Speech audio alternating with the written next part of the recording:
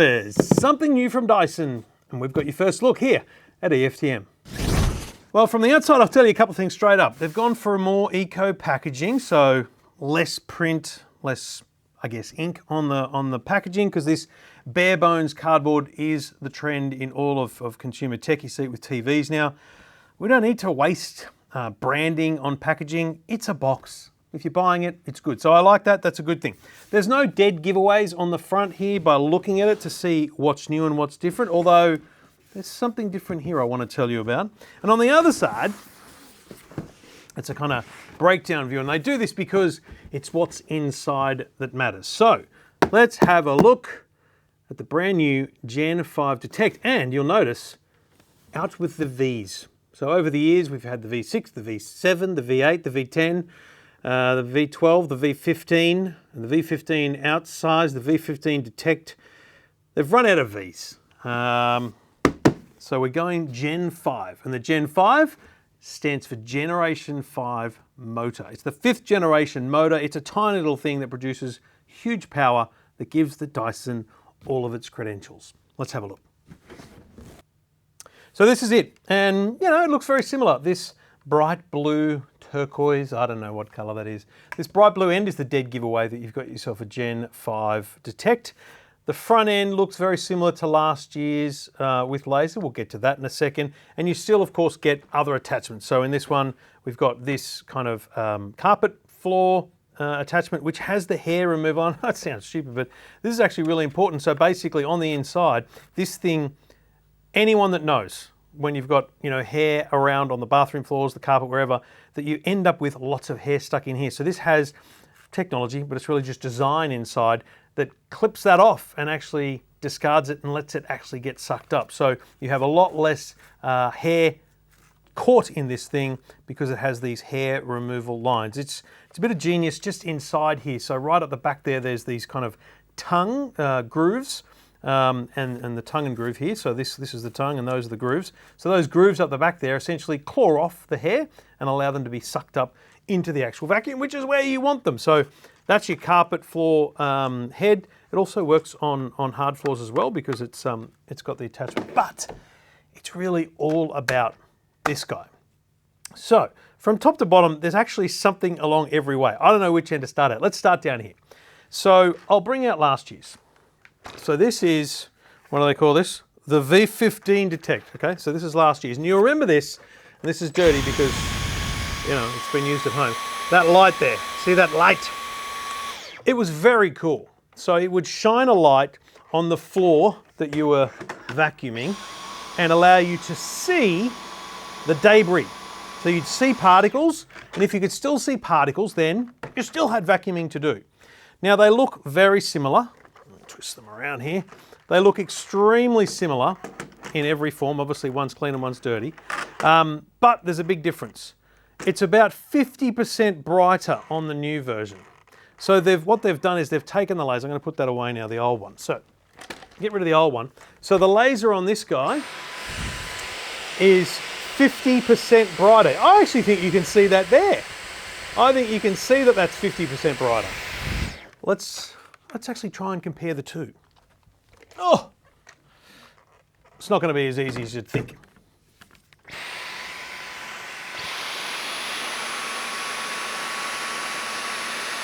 I think you can tell that this year's is brighter. I think you can tell this year's is brighter, I really do. Now you will have noticed while I was doing that something up the other end, but I'll get to that. So that brighter light is very important because it means that you can see further and it kind of expands out further. And because it's brighter, it kind of picks up a bit more. And also, critically, it'll work in better light. So I've found that vacuuming in the dark was the best way because this thing in bright light is actually hard to see. So in the hallway, in the kids' bedrooms, you know, you kind of pull the blinds down to get the best results vacuuming with last year's. But this year's model, a lot brighter, so a lot better chance they'll actually be able to put it to use in normal vacuuming conditions. So much brighter light makes for better detect or visibility on the debris on the floor. Now, I'm going to go here and we're going to work our way up, okay? So this This is cool. And I don't even think this is in the press release, but I discovered it very quickly. So I always taken this thing off and you're going to look for your attachments, right? No, not anymore. This is pure design genius that we would only expect from Dyson, right? So obviously, remember you normally take that off and you put your attachments in here. With this one, you'll notice there's an extra button here, okay? Now if I push that button and pull this out, the attachments are already there! That's cool. So I've got this attachment here. So we've basically got ourselves a nice, easy, portable hand vac. So this is great for the car, great for those, you know, small areas, whatever, and then you're good to go. I mean, I really do like that. I'm still gonna want the stick attachment for the end because I do the edges of the hallway and stuff that way. And this thing goes back in and it automatically clips away so that it's hidden. I mean, how cool is that? So basically your normal everyday use small hand stick is built into the main handle. Ah, so good. Light, stick, excellent. Here, we're going to talk about Hepa filtration. Now, it's all good to have a Hepa filter. A lot of vacuums talk about having a Hepa filter. But Dyson say they go a little bit further. They say it's a Hepa filtration system. And what they mean by that is, when air comes in, when stuff comes in, it's not able to escape before it gets to the filter. So there's plenty of vacuums out there that have a Hepa filter, but what they believe is that the particles are coming in and they're able to escape the vacuum before they get to the filter. And so they're just going back out into the air. Whereas this, no escape until they get to the filter, and then the clean air is dispelled out the back. That's a big deal for people with allergies and the like. So inside here is that 5th generation motor, and that's where you get extreme power.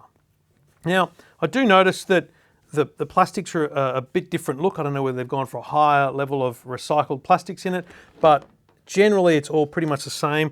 You know, this little grip here is slightly different. So there's this kind of, this red is a bit rubberized. I think that's for grip. I don't really notice it too much. I think the size of this rubber pad on the back is ever so slightly bigger, and I'll tell you what that's for. If you're like us, up against the wall, it's not going to fall. So if you're someone that leans your vacuum against the wall when you're not using it and you don't have the kind of stand hooked up on the wall, you lean it against, it'll often fall down. Simple rubberized pad means that doesn't happen. Now the biggest change, apart from everything I've already mentioned, is right here. There's a button. Single button to use.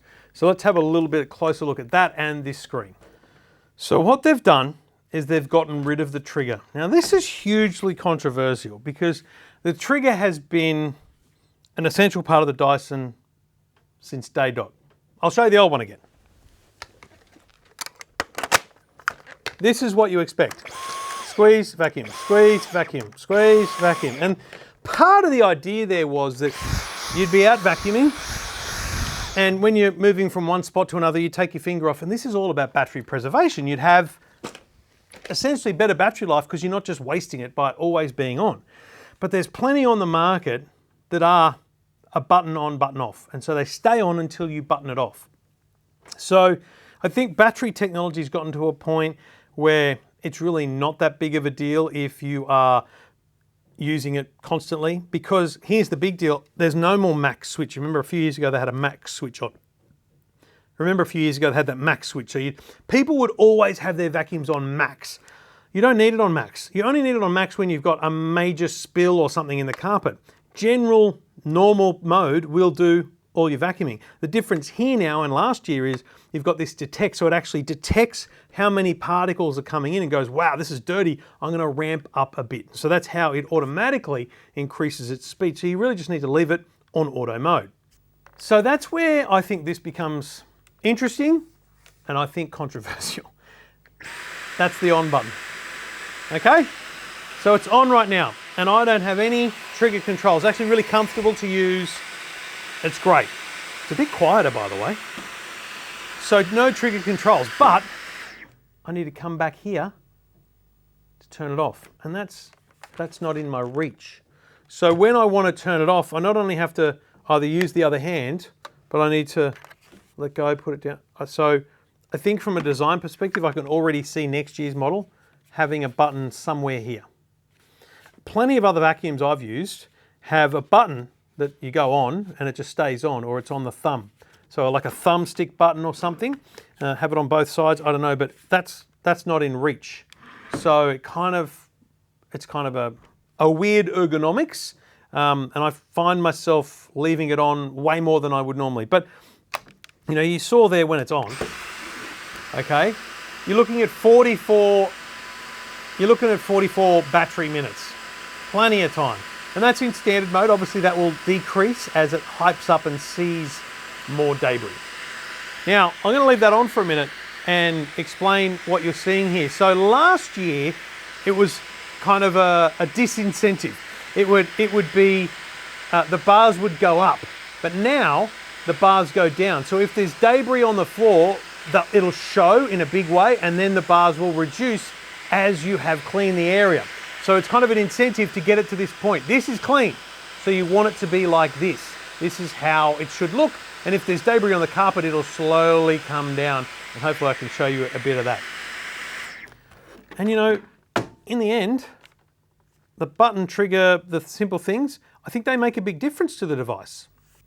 Now this is a $1,500 vacuum. So it's available from today, Thursday. It's $1,500, $1,499. But it is the most advanced vacuum on the market. It is, I think, unquestionably the best vacuum on the market, but it really depends on your circumstance. I've got no doubt that for a large number of people, a $200 or $300 vacuum from appliances online, Big W or Kogan or somewhere, is going to do a great job tidying up around the kitchen. But I guess it's a next level thing when you have allergies and when you really just want to know how clean you are, and when you want these kind of convenience functions, when you want to really know that you've got the Hepa filtration.